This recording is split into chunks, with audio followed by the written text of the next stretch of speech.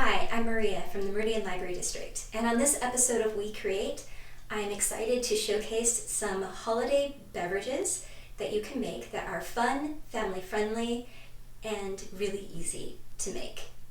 Now the first one, you take a fruit juice box and just cover it with white tape, put a little face on it, and suddenly you have a ghost. If you put on googly eyes, it becomes more of a mummy. If you're looking for something a bit more hot, white chocolate with just a couple of drops of food coloring creates an amazing Frankenstein hot chocolate. If you want something hot but not chocolatey, more fruity and cinnamony, take 4 cups of fruit juice or fruit punch, 4 cups of ginger ale, and add as many cinnamon candies as you like. So if you like a lot of cinnamon, add some more. If you don't like that much cinnamon, just put in a little bit. Heat it up in a crock pot, and it becomes a lovely red witch's brew that is a crowd favorite.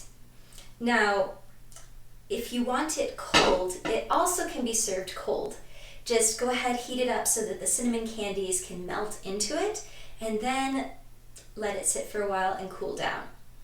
Now, this is a fun drink to have warm or cold, but to add to the experience of it being cold, you can also add a little extra fun.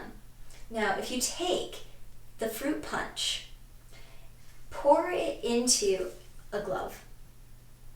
Make sure it's not powdered inside.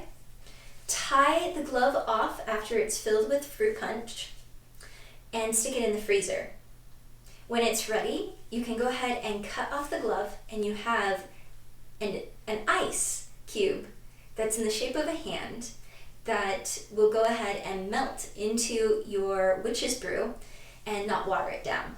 It also adds a nice creepy touch to it, as you have a witch's brew that literally has a hand floating inside of it to keep it cool.